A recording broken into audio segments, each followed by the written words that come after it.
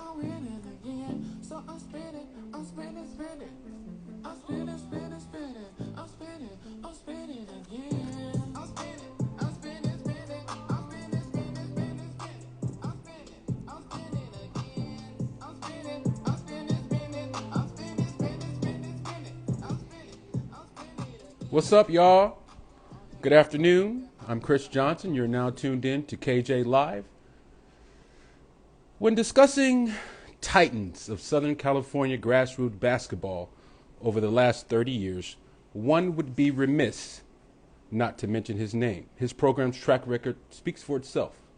40 pros, 100 D1 players, 15 coaches on the college and professional level.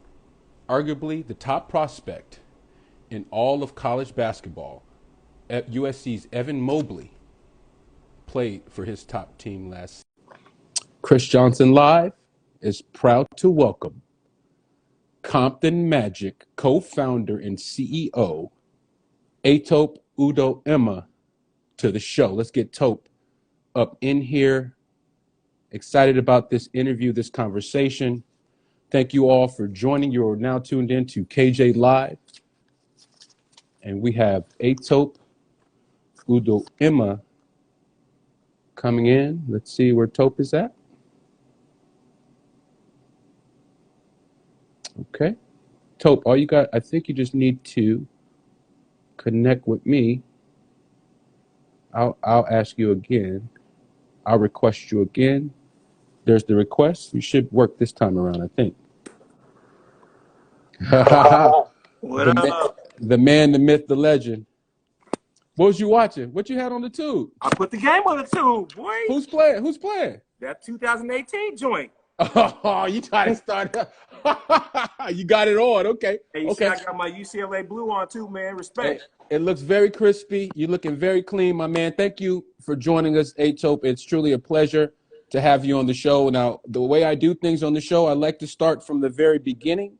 So I'll begin the interview by asking you a little bit about your background, if that's all right. Yep. I guess we'll start when I played at UC Irvine. Here, let me start it. Let me start it. I'll just ask you some questions, and then you just kind of just come back with the answer, and we'll go from there. Okay. Okay, Top, where were you born? Born in Fort Wayne, Indiana. What are your parents' names? I got a crazy story now. I was adopted. Okay, go ahead.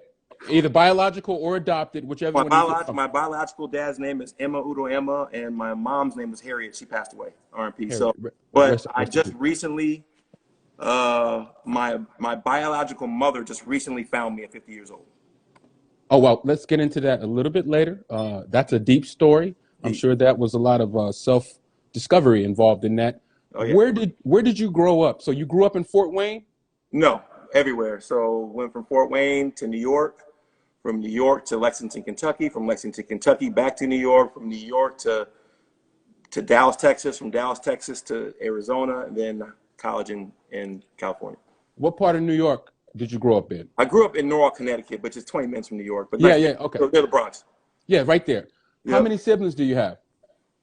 Two. Two siblings. Brothers and sisters? Two with my adopted, and 0 with my biological, just me. Okay, so what did your adopted mom do or what does she do as a profession, or do as a profession? She's a nurse. She's a nurse. He was a nurse. And what does your dad do? He was an engineer. He was an engineer, so a nurse and an engineer. Talk about how it was traveling around different cities, growing up in that type of climate, how tough it was to adjust. That's kind of what made me who I am. It's like I was always forced to get new friends, always forced to have, have new relationships because my dad was always constantly moving. So trying to get better jobs. He started off, we didn't do so good, but he started getting better and better and better. So he did whatever he had to do to move up, Absolutely. Top, I'm right. No, absolutely. I'm right there with you. I grew up in a similar way. My dad played in the league, so I'm traveling from Milwaukee to, Golden State to Atlanta to Italy. And I understand the whole thing about making new friends. It's like as soon as you get comfortable in a place, you got to bounce, and then you got to be the chameleon. You got to go in as the new dude, and you got to go ahead and shut it down there too. I'm sure you probably shut it down everywhere you went. But so talk about what your interests were as a kid. What were you interested in? Hoops. I was just always into basketball, man. It was something in me. And it's funny because I was in Orlando this weekend, and my new biological mother came and met me out there, and she was telling me that she thinks that my crazy interest in basketball is because of my biological father, who she was never with. She never just she had me. She was never with him, but she knew him, and she said he was into basketball, so she thinks that that's where my drive came from. But I was just in the hoops, man. Whatever it took. I mean, I played all sports when I was little. My mom had me in soccer, baseball, football, everything, but basketball was the love. Who was your favorite basketball player growing up? Julius Erving, Dr. J. Dr. J. Why Dr. J? I don't know, man. At the time, I just loved him. I mean, that's just who. I can't tell you why, but Julius Erving was always my favorite player. Always. Okay. A quick story about Dr. J. The first time I met Dr. J, I was probably around 5 or 6 years old. My dad took me into the Philadelphia locker room after they had played the Milwaukee Bucks at the old Mecca in Milwaukee. I walk in the locker room, and there's Dr. J, butt-ass naked, sitting in a cooler, sitting in an ice bath with some beers and, like, ice on his knee. So I was traumatized at an early age. Fish to say Pittsburgh. I was traumatized, Tope. I told you it was traumatizing, okay? But anyway, Tope. So traveling around, I know you probably attended a lot of different schools. Or did you? What high school did you attend? So I went to high school. So it's crazy. So I went to high school at Brian McMahon High School in Norwalk, which was probably the equivalent of McMahon would probably be Compton High or something. That probably was the equivalent. But we didn't have the Hispanics we had with Puerto Ricans, but but same equivalent. Then Totally. Then we transferred to, then when I went to Arizona, I went to school Chaparral, which the equivalent would be like a Bishop Gorman. You know what I mean? Okay. Yeah, I'm familiar with that school. Okay. Now, of all the high schools you went to, did you have a favorite teacher that you remember to this day? No. No, nobody really made a difference. Yeah. Hey, I was just trying to get out of there. So, talk about your college time. What college did you attend? I went to UC Irvine. I played at UC Okay. Irvine. And that will give you a little background on the Compton roots because my college roommate was Rob Palmer.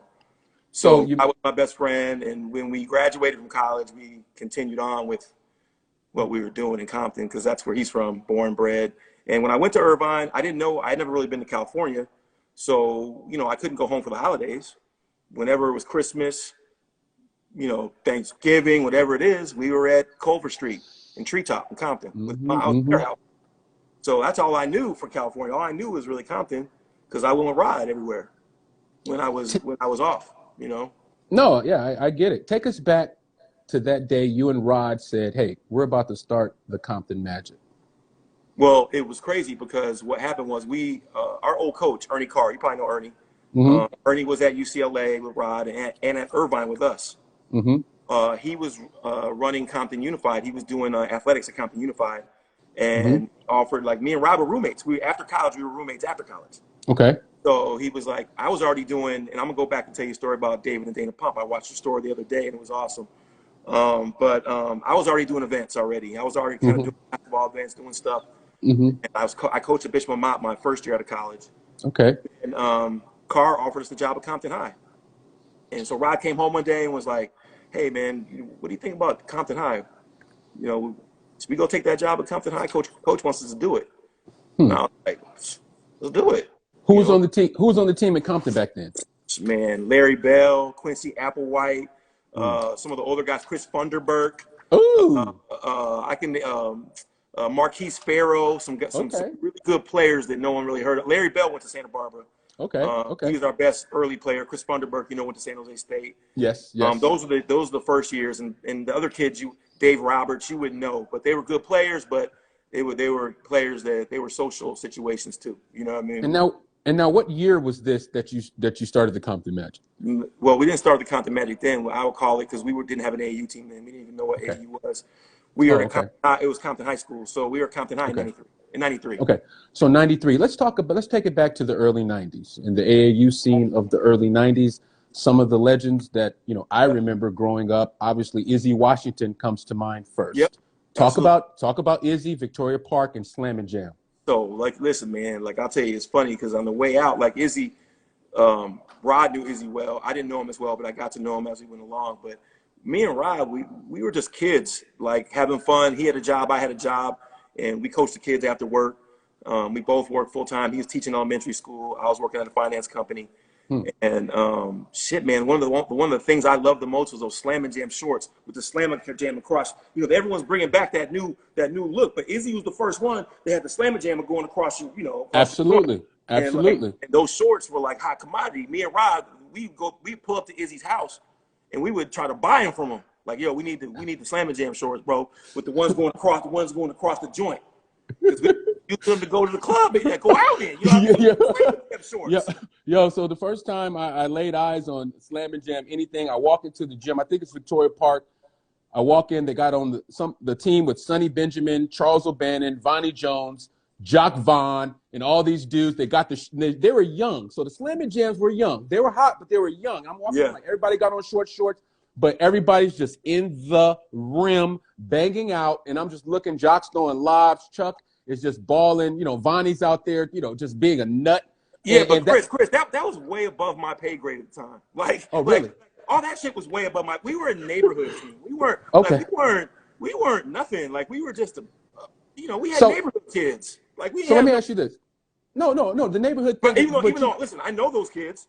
Yes. But like, that wasn't our world though. Like, that world was way above our heads at that point. You know what I mean? No question. But you know, neighborhood programs like K&E Bulls, B&B Spurs, West Side Blazers. Come on, Blazers, yep. The Cavs in the Valley. Let's not get it twisted. Just because you're a neighborhood team, don't mean you can't knock off one of these big boys. As we all know, what time this is around here. For sure, but you know, like again, that was the Hollywood of grassroots. That was like, you know, we go to the tournament. I got the kids. We barely got jerseys. We got T-shirts and shit. I don't even know what we was wearing back then, but whatever we was wearing, them niggas come up in the bus, and you know, like we was like, look at them, like, damn, like they were NBA players. Like, you know, that was back then. Actually, me and Rob were both working. You know, I wasn't into it like that then. I mean, we were just really cared. We were just focused on K-Swiss. Definitely K-Swiss. I remember they brought KG. Remember they brought KG. They brought KG out here. Come on. I was there. But Talk about that, Pell. Talk about that. So where did you see? You were there when they brought out KG? Yeah, I mean, I was just watching. I mean, I was at the tournament. I was just there paying attention. I was just, you know, and I was enamored by what Mike Lewis was doing. I know Mike Lewis was. Hey, shout out to Mike. Mike Lewis. Mike Lewis had it cracking. I mean, he was doing his thing, and you know, I was just watching from afar, man. Like I never really intended, even for our situation, to be what it is. Like we were coaching high school basketball, and the reason we did what we did was because Dominguez had their team called the Hood, and they played with their kids, and they were playing their kids year round. So when we saw what they were doing, we had good kids too. By that time, we had Jeff Trepanier, we had David Hamilton, we had Tito Maddox, we had some pretty good players, Milton Riley, Ellis Miles, Sterling Bird. We had some pretty good players back then. Even though we weren't Dominguez, because Dominguez was the #1 team in the country, we still had pretty damn good players. So we were just taking their model, because their model was working for them. They were traveling year round. For us, it was more of like, you know, those were the NWA times. Our kids were dying. They were getting killed. We had all kind of shit going on in Compton at the time. So we were really just trying to keep our kids off the street at that point. So we wanted to keep them together year round. So Rob was like, yo, let's keep our team together year round. You coach them in the spring and summer. I'll coach them during the year. And we can keep the kids out of trouble and get them more reps. And we had no sponsorship. We had no money. We just put whatever money we had, we were making into it. You know, we had no shoe deal, no nothing. We were just a neighborhood program, just trying to keep our kids off the street. That's where we started. Describe the moment when you and Rod first found out that you're going to get a deal with Adidas and that you were going to be kind of in the big time now, not a local program no more. Okay, let me go back. So I'm going to go back really fast to when you interviewed the Pumps. And the funny thing is, man, in this business, you go in and out with guys. Like the Pumps are two of the guys that drove me to be where I'm at today, because I was always chasing their tail, right? Like, because they were Adidas, I was always wanting what they had. Now, the way my journey was way different than theirs.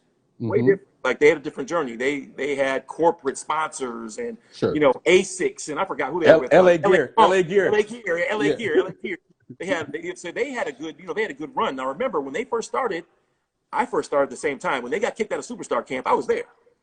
I was a counselor at the time. Wait. What happened with them getting kicked out of Superstar Camp? So Break that down. The Pumps were doing a scouting service. They had just started doing their little scouting service. You know, we were the only camp really on the West Coast. We had all the top kids coming to camp every year. Yep. Well, in order for their scouting service to thrive, they needed college coaches to subscribe to it.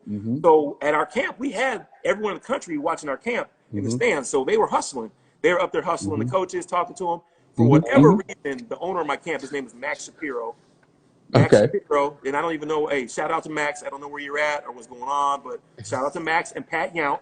Those are two owners of Superstar Camp. They kicked them out because I don't know for what. I don't even know why. I couldn't tell you what the drama behind it. But I was there. I was working the camp when that happened. That's wild.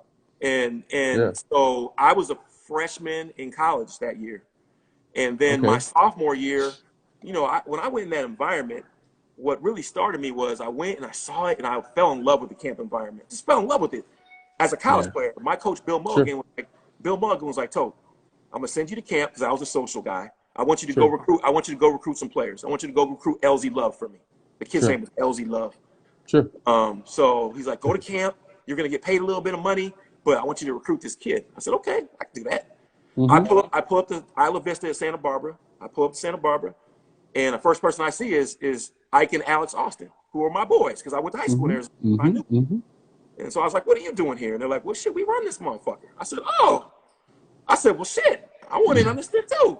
He goes, all right, well, you know, they were going to the league that year. Both of them, like, they were both going to the league.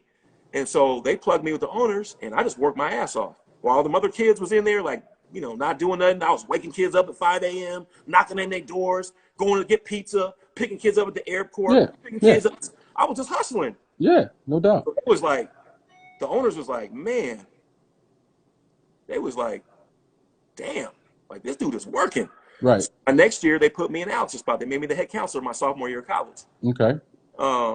Then my junior year, they wanted me to start kind of working for them during the offseason. So when I was in college already working. I was recruiting kids, little things for them on the side when I was during the season. And so you put in some work. You earned your dues. I mean, you paid your dues kind of in the game. At what point did you and Rod figure that you had something special and that your brand was now able to go to the next level? Well, remember, we didn't even know. So, like, we had two guys. We had Jeff went to the NBA. Tito went to the NBA. We knew we had pretty good players. We had some good guys coming up at the time. Then we moved over to Centennial. We were at Compton Centennial. So we left Compton High, went to Centennial. Whole different graphic, whole different type of player. We were recruiting players from out of state, all kind of stuff. But we still really didn't know, man. We were just out there doing what we did, and we had at the time when we got that first deal, we had Jesse Woodard. I don't know if you remember Quick J. I don't. State. We had Jervon Johnson, who ended up at San Diego State, went to State Fullerton. I know that name. Tyree Thompson. We had Aaron Flau a little bit. He played for SCA most of the time, but whenever he didn't play for them, we had him a little bit. But so we had all Compton kids. We didn't have any kids. We had all neighborhood kids. Awesome. All the way to that point. All the way to that. And no one gave two shits about us either. Like, no one even cared. So Darren Kalish called me and was like, look, he said, we like what you guys are doing in the community. Because we were doing a lot of stuff back then in the community. We were just doing all kinds of stuff with kids. And he was like, we want to bring you on at Adidas.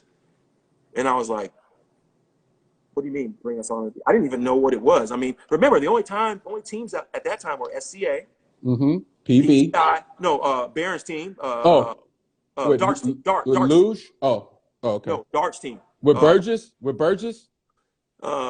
Not PTI. God, I don't want to say PTI, but Dart Stamps' team. Yeah, no, I can't think of the name. I'm 51 years old, man. I'm 45, dog. Yeah, I'm losing it. I lose it. So D'Artagnan's team, who was really good, they were Nike. Shout out Dart. Yeah, Dart's team was loaded, and Pat, and really those were the only two. I mean, because at that time Mike Lewis ran his run, and they were kind of running down, but those were the two titans, and the pumps are coming in. But what about Goldberg? What about Rich? Goldberg. And he was the Valley. So I mean, I really didn't know much about Rich, but remember, Rich had hitters. No, he had hitters. Yeah. But Rich had hitters. Yeah, he did. But at that time, when we came in, he was phasing out of the elite business. He was more in the pay business. He had the elite business in the '90s, and he was doing the payers. He was getting them payers. The payers. So then the pumps that came in and clipped them, and the pumps that clipped them out there. Then obviously the pumps Dart, and Pat. Those were the 3 teams that were real teams. Everybody else was whatever, you know what I mean? And I wasn't even looking at it. Like, I paid attention, but I had a JUCO team. I had junior college kids. I was doing all kind of shit. Like, Yeah. just whatever. But I also had a full-time job. And my wife had a full-time job. And Rod had we all had, we were just, it was our release. It was our outlet. It was our fun, right? Dope. So it wasn't something that, like some of these cats now who are running events and doing all this stuff because they got to pay their rent. Like, we had jobs. Yeah.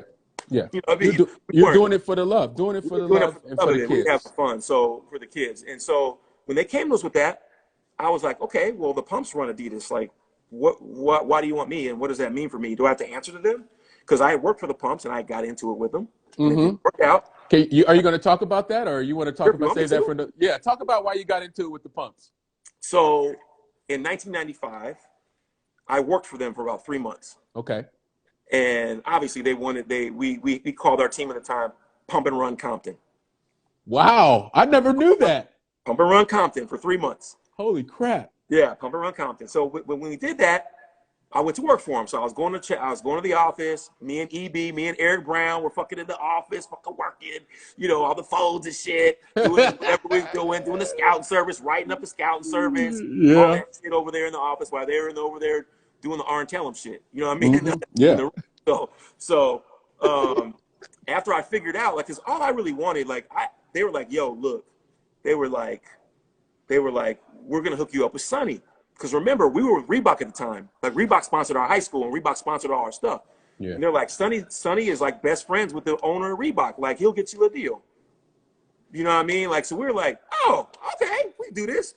But after 3 months, when I saw they were just hanging that carrot, they really wasn't going to do it. You know what I mean? I was like, shit, I'm out of here.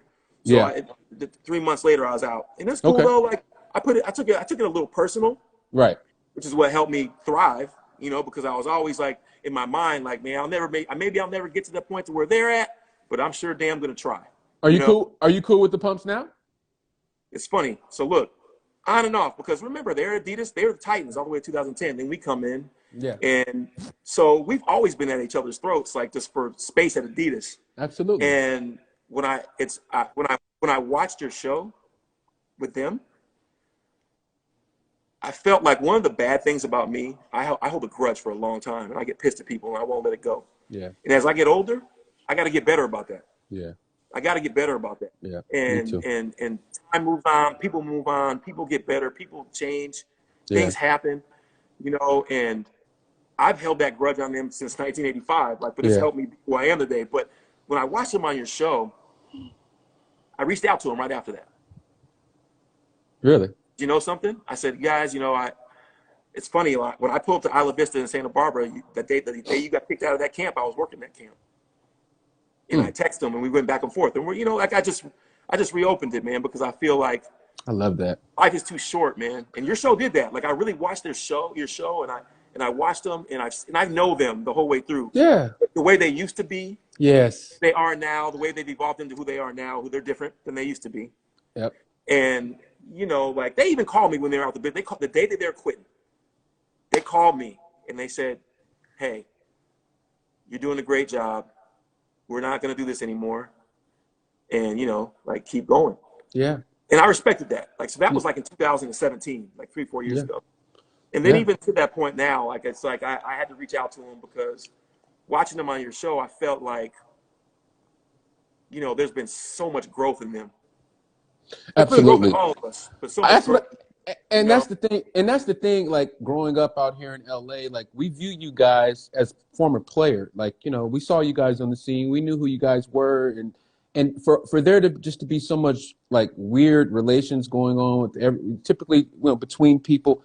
I always just kind of wished, like, guys could just get together and we can kind of have one unified front on the West, and as unified as it possibly could be. Obviously, it's a pipe dream, and it sounds like, oh, Chris is just, trying to be in this fairy tale world. But the stronger the group is on the West, the stronger we are nationally, and that's why they don't respect the West like they do everywhere else, because everything is splintered on the West. So we got to do our best. And KJ Live's going to do his best to bring everybody back together. But Tope, let's keep it moving. So 2010, I'm glad you said that, because that's when I first heard about you. So I was Alan Crabb Sr., hits me up. Mm-hmm. He's like, yo, my son's over at Price, and I want you to work out with him. I'm like, okay, yeah. And I was like, who is he playing for? He's like, yo, man, this guy Etop over at Compton Magic, man. Yo, that Chris, they got it going on, man. You know how his dad talk. Yo, Chris, Yeah. man, yo, yo. So, Crazy. yo, Oh, snap. so I get with Alan. I'm going to Price like 3 times a week. Rest in peace, Dr. Frederick K. Price, who just passed away. I'm going to Price 3 times a week. I'm working with Alan. They brought. Remember, did Skylar play for you? Skylar Spencer? No, Okay. Skylar, for us, But no. you remember Skylar? But Richard Solomon did. Richard Solomon. Okay, so Anaskia. I worked out Richard too. His dad and my dad are boys. So all that kind of crew, I started to find out about this Compton Magic, these guys and this new team that's coming along and this rapport and Allen's game. He was off the hook, and I was just like, man, what's up with the Compton Magic?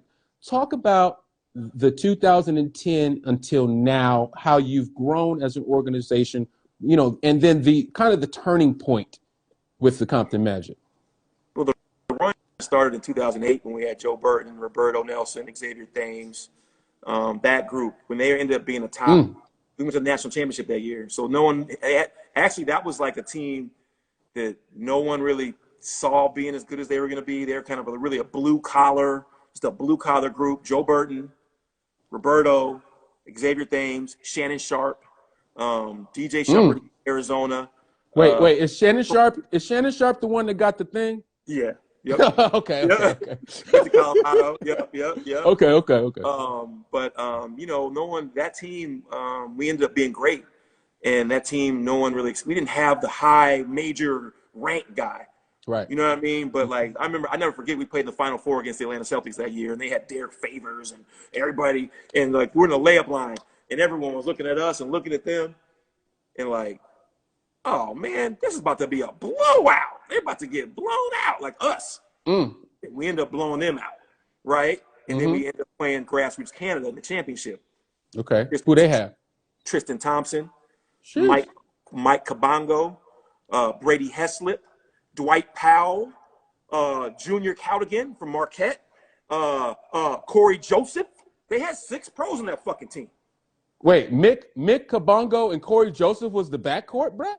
No, and the better player at the time was Junior Cowdigan was the better player at the time. He was that dude? They were younger players. He was the better player. They had a better point guard. Like Mike that sound like a crew. Did y'all beat them? Triple overtime. They beat us. Oh. But what did that loss do for you? It was a win-win for us. I mean, Tristan Thompson went 24 for 26 from the free throw line, which he ain't never shot that good of free throws that game. And they won by 1 in triple overtime. So we could have won in regulation. Roberto missed a short jumper to win in regulation. We cut it off, but like we were the super underdog team anyway. You know what I mean? But that's what put us on the map. Okay. So that team was really good. We finished off. I think we were ranked number 3 in the country that year. It was good. Okay. And then the next year, I don't know if you remember when we had Allen. So we had Allen Crabbe. Bryce Jones, rest in peace, played in the NBA. Rest in peace. Richard Solomon. Yes, sir. Kareem Jamar. Ooh. Two-time fucking Big Sky Player of the Year. Montana, right? I see. Derek, my kid Derek from Chino Hills went to San Jose State. Okay. Deontay Burton. Ooh, wait. Deontay Burton? Deontay Burton from Nevada. The Beast? The guard, Deontay Burton. Okay. Oh no, the guard. Okay. I didn't know that. The guard from Compton who ended up going. I didn't know that. Okay. Yeah, Deontay Burton. But our team we were loaded with that team. But our younger group was Jahi Carson, Gabe York, Dominique Dunning, Mike Taffy, Askia Booker, Norvell Pell, Isaiah Austin. Jeez. We had 2 teams. So in 2010, we had our older team and our younger team. And that was the year that pumps were kind of like, that's the year I got my deal better. Like we were only getting $25,000 back then. Okay. So like all the way from 2001 to 2010, I had to fundraise for the team. That deal they gave us was a trick bag. Right.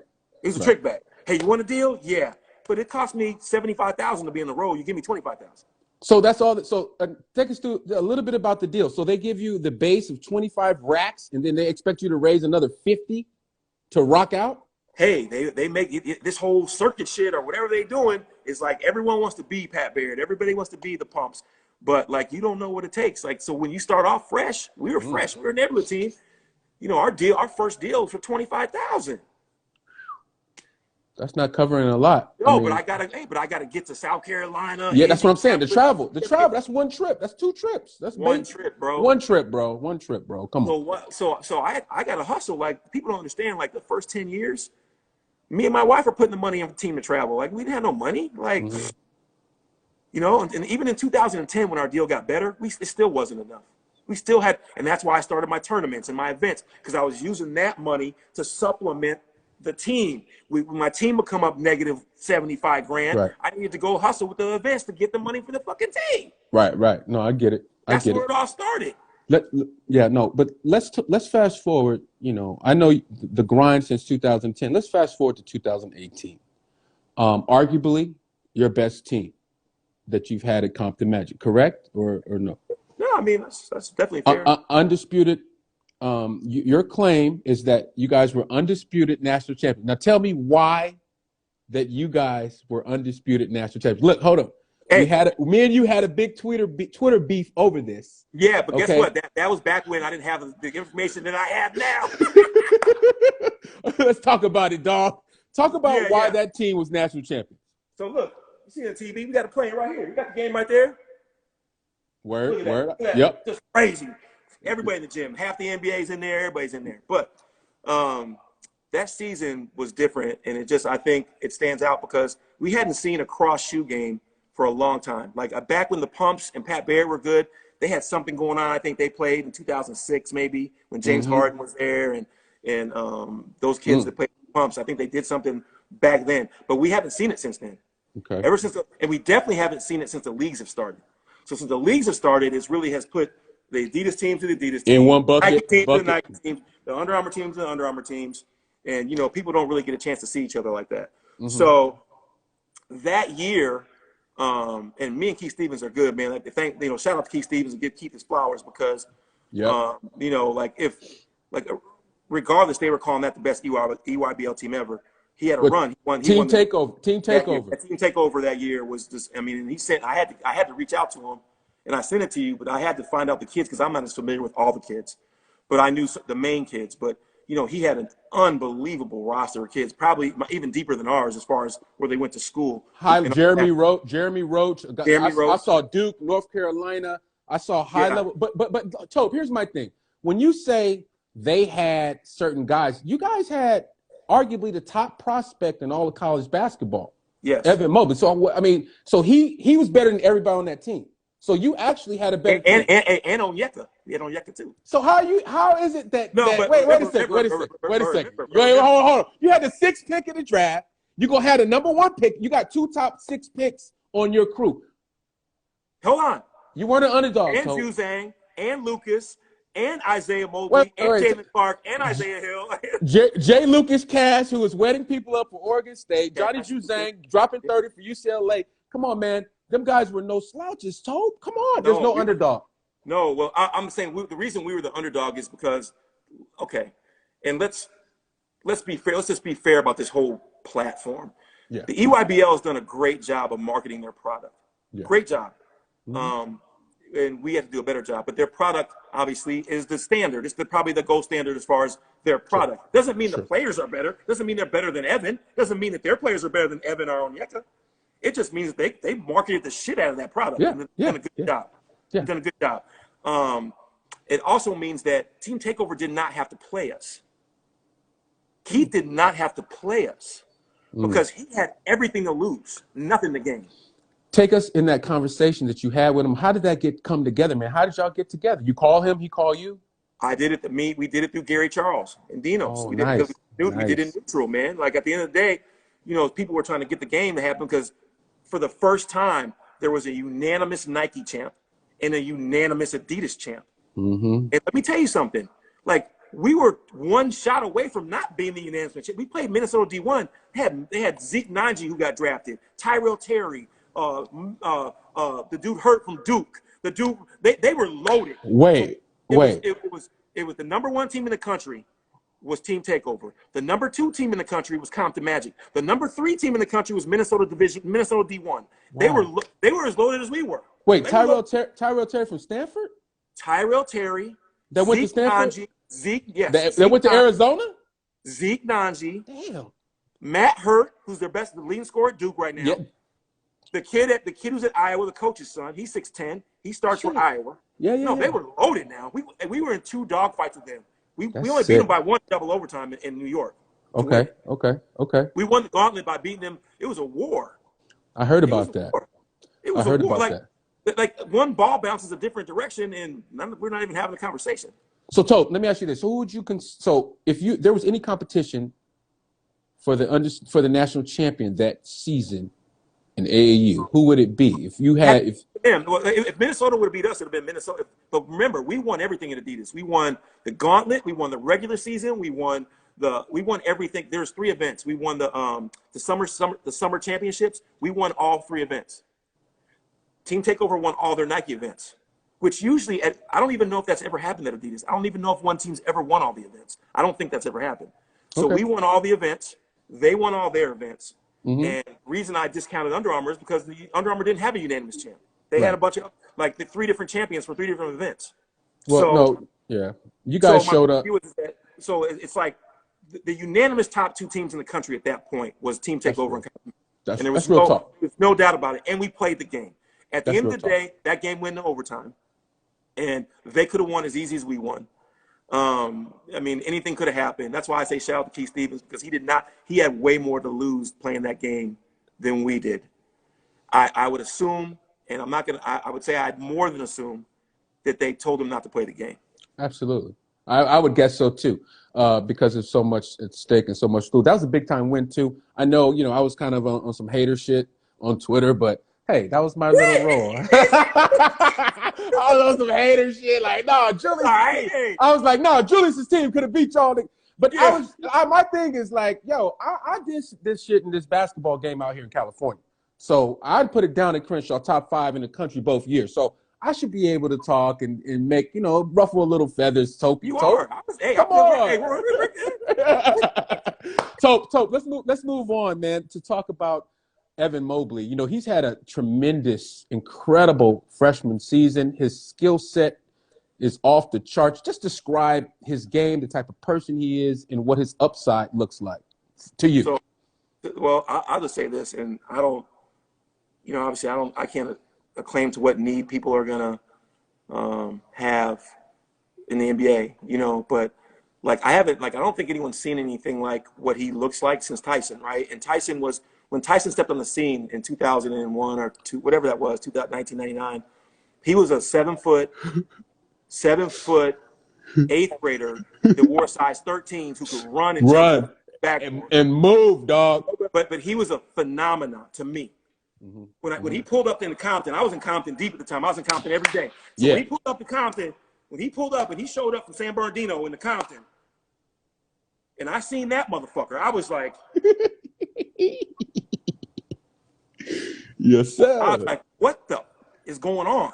Come on. He was, to me, Tyson Chandler to me people in LA know was a phenomenon to me. No question.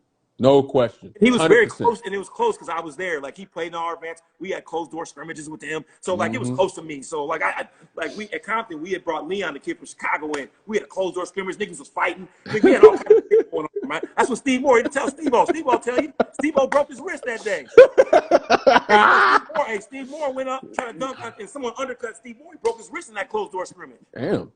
Okay. Hey, listen, man. It was real in the field. It's some archival footage. We got real archival stuff. You got to dig that out. You got to dig that out, dog. We got to see that, man. We got a lot of stuff, bro. These new dudes, have no idea about. No. But as far as Evan, do you think? I said Tyson. I said Tyson to say this because Evan to me is the biggest phenomenon since then, and the reason I say is this, because he has no ceiling. And by have no ceiling means is that you can mold him into whatever you want. He does so much. People don't realize he was 6'4" in the 8th grade. He wasn't a big, he was a guard. So the things that you see him do, that everyone's like, oh, wow, Evan can put on the floor, he can pass. Bro, he wasn't big. He was a guard. So a lot of people that just see him now, they think of him as a 7-footer. Bro, he was 6'4". He was a guard. So right now he's growing into his shot with his new body. And eventually, once he gets the reps in at the NBA level, he will become a great shooter because he was a great shooter before he grew. And when he grew, he had to figure out the size with the shot and the bounce. And people don't understand how quick that bounce is. Speed and bounce kills in the NBA, and that bounces. Those bunnies are quick. So, he's got the tools, the natural tools and the skill tools. If you're an NBA GM and you had the there's number no one way pick, I'm not taking him number one. I mean, so you're taking him over Cade Cunningham. You're taking him over Cade. I love Cade Cunningham, and I'm not going to say that if I'm a certain team that is really in need of a point guard, a better fit, point guard, that I'm not taking Cade Cunningham. But I'm saying like it's almost to the point to where, like, how do you pass on someone who you know for sure is going to be successful, like with his skill set and his bounce and his athleticism? I don't care, like, because one thing they were saying last week was, he's not aggressive enough or whatever. Look, man, with the natural tools he got, you get him the ball and tell him what to do, he ain't going to be able to do nothing about it. Listen, like, Tim Duncan wasn't a killer in high school. Like, he didn't have a killer mentality. David Robinson didn't have a killer mentality. They developed into killers because they were that good.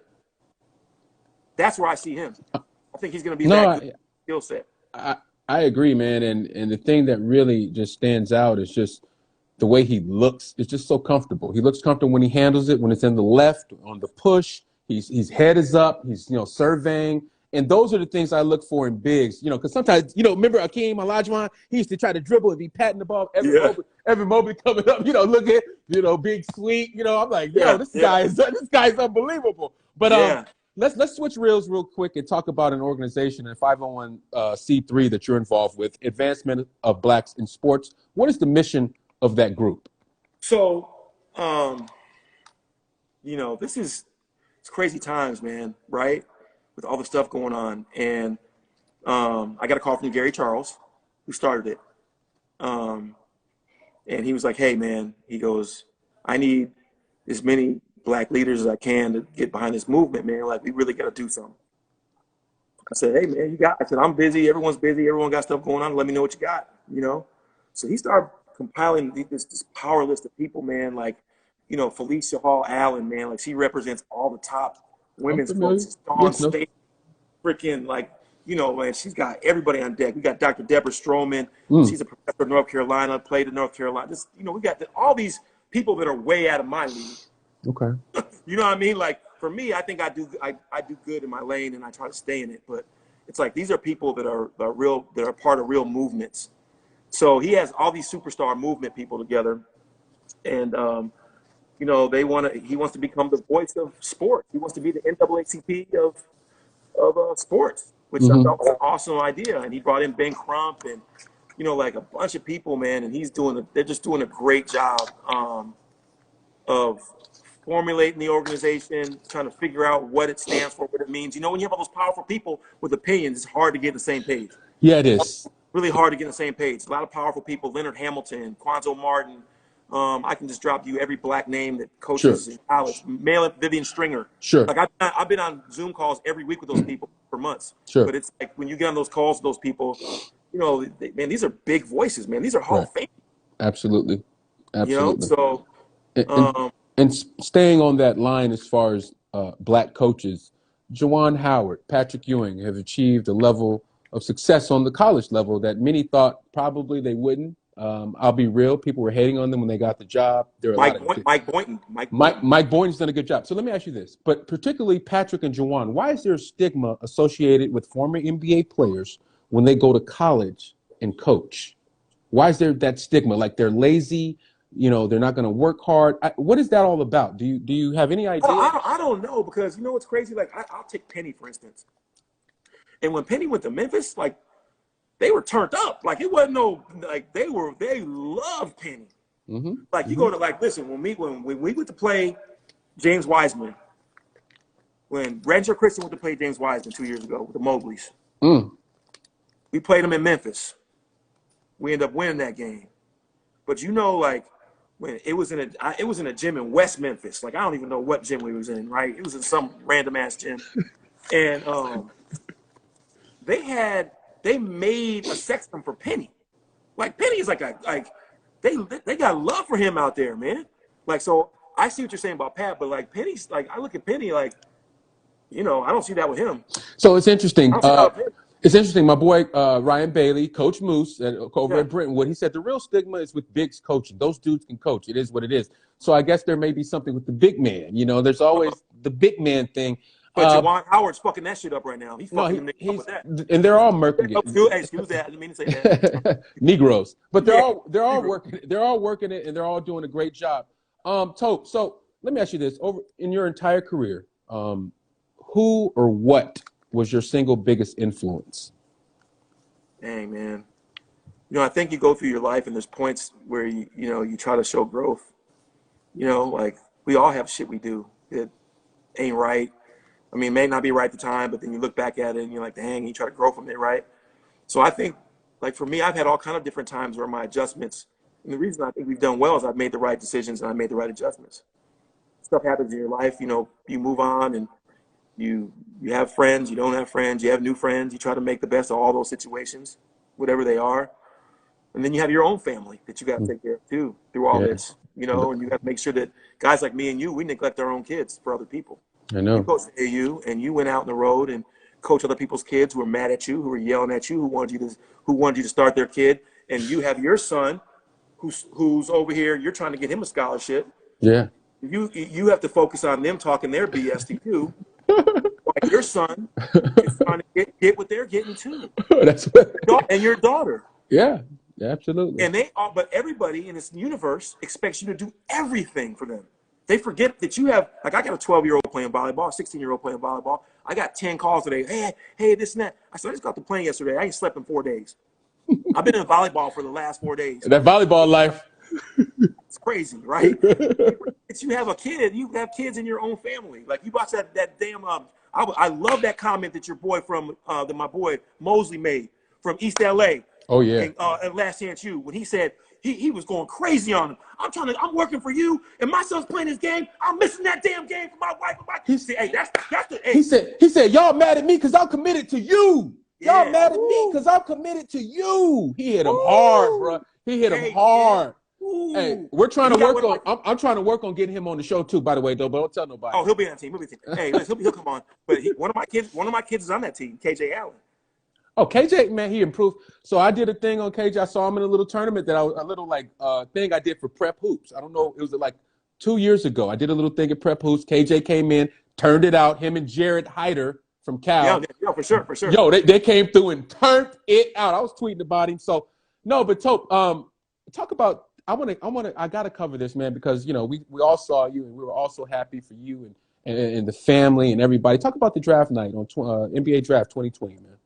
So it's a unique moment because it's probably the first and only time that a draft that you're ever going to get to experience a draft with your kid. So in 2017, I had 4 kids in the draft: TJ Leaf, Ike Anigbogu, Cameron Oliver, Jordan Bell. But you know, normally when the draft is going on, you're in New York.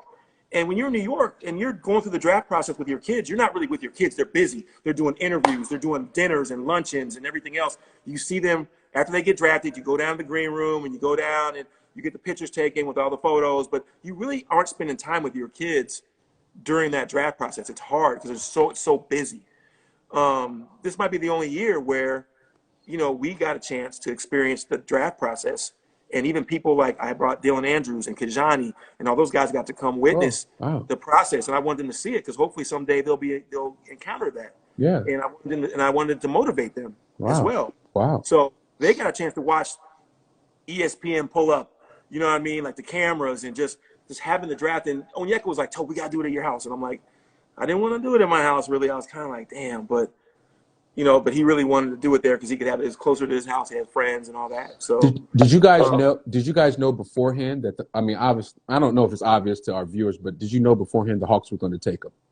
We had an idea, so we thought it was going to be Cleveland or the Hawks. Okay. We didn't want to go to Cleveland, but we knew that it was either us or Coro or Cleveland. Yeah. And if we didn't go to Cleveland, we would go to the Hawks. We kind of knew that. We had a good idea. Talk about just the sheer emotion that you guys displayed when I cried like a baby, man. Like you got to realize when you were it's like for Onyeka when I met with him in the 8th grade and I sat down in his house with his mother and I said, hey, you know what? Like whether he's an NBA player or not, I'm going to be here the whole way. Whether he's a banker, whether he's a truck driver, like I'm going to be a part of his journey the whole way through. And I promise you that, you know? Mm-hmm. And then it goes to, he doesn't make the McDonald's game. So I knew he wasn't going to make the game about an hour, like a couple hours before the game. Wait, can we just call that out as one of the biggest travesties in the history of high schools or any award-giving season or anything of all time? I mean, it was a bunch of bullshit. I'm just gonna say that it's just a bunch of bullshit that he did not make the McDonald's game based on some voters, some East Coast bull crap bias, and that's what it always is. Like this show ain't about sucking up to nobody on the East Coast. I'm gonna call it like it is. That's some bullshit, and I'm not rolling, bro. I was disgusted about that. So KJ, it's awesome. I'm gonna go back to some stuff you said before, and you were like, "Hey, man, as a West Coast, we got to kind of try to figure out ways to empower people and do better about that, so that we can be stronger in the nation, right?" And that's part of it. When a guy like that gets snubbed like that, and it's like, so I knew a couple hours before, and I called, Dennis Lattimore, who's his coach at Chino Hills. Yep. D-Lat played for me too. I know. Yeah. So D-Lat played for me back in the early 2000s before I went to Notre Dame. Yeah. So I called D-Lat. I said, D-Lat, man, look, I need you to pull him out of class because I don't want this shit to hit Twitter and hit everything while he's in class. I want to let him know so he's ready for it. So D-Lat went and got him out of class. And I told him, I said, hey, man, look, you're not going to make this game. But it ain't the end of everything, man. Like I said, look, it's a long journey. We're going to embrace our own journey. We're not going to say, we're just going to embrace it. We're going to embrace what the journey we have. We're going to embrace that. And I knew that, like, one of the big things with Onyeka was he really, like, didn't like to play in camps because he never got he's just like, I'm not playing in this camp. I don't get the ball. I'm not running around. Yeah. And I said, look, man, and one of the things that, USA basketball was one of the things he really didn't like to do. So I said, look, man, Samson called me, and he's going to invite you to USA basketball in the summer, right now, after this, and you're going to go. I said, you're going to go. I know you're not going to want to go, but you're going. Because you know what? You have to get used to these environments you don't like. Yeah. You know what I mean? You have to get used to adverse environments, because part of the reason that these guys didn't vote for you is because they didn't see you. Now, they should have seen you enough because you had 40 points against Zion on national TV back in the Hoop Hall in Boston. That should be enough for them to Bruh. You're at Chino Hills. You've been you're one of the best high school teams of all time. Ever. Of all time. Come on, dog. No excuse. But, didn't play at Pangos ever, not one time. Wow. He didn't? He never? Wow. Okay. Okay. I can understand. Never played at USA for one time and didn't play at USA. Okay. My point to you is that the writers I think they get moody about that type of stuff. You know what I mean? Even though I feel his better work was still, for sure, he should have been in the game. He was top 20 in the country in every ranking service. He should have been in the game.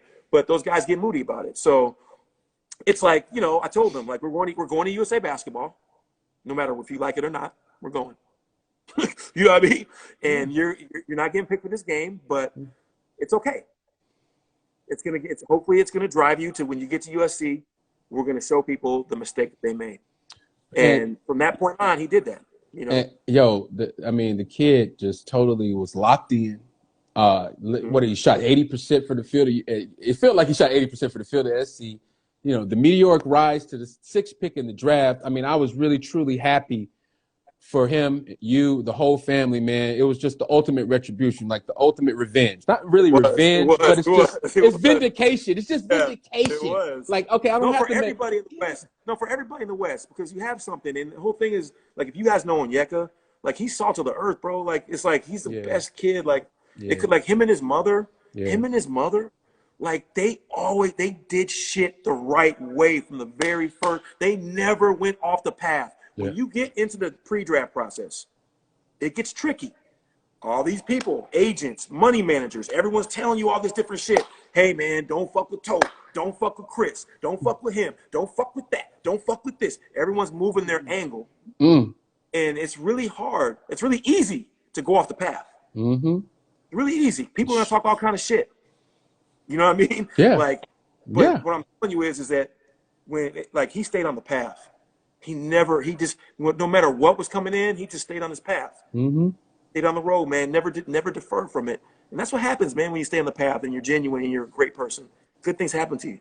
Absolutely, absolutely. Well, Tope, I just want to thank you for all that you do in the community. Your program is a beacon of light out here in our city, man, and you keep on shining, brother. I love you, and I appreciate you for coming on KJ Live today, my man. Anytime, man. Love you too, man. Keep doing this shit. This shit is dope, man. Like this is really needed because even just a couple episodes I watched I watched the Pumps episode, and like it made me feel some type of way. I appreciate You know what that, I mean? man. And I'm maybe just trying like to be real. I'm just trying to be real, Tope. That's no, it. I felt, but I felt that I needed to self evaluate myself because I felt like the two dudes that were on your screen were different than the ones I knew back then. Word, word. And Well, I reached out immediately. While they were, I reached out. I texted them immediately as yep, soon as I saw that, and I started texting both of them. yep. And now we're going back and forth. But I mean, it's just you're bringing people together over here, man. Keep And I'm doing gonna keep trying, my man. it. Yep. Ladies and gentlemen, Etop Udo-Ema. Thank you, Tope. Ah! All All right, man. right, brother. Yes, sir.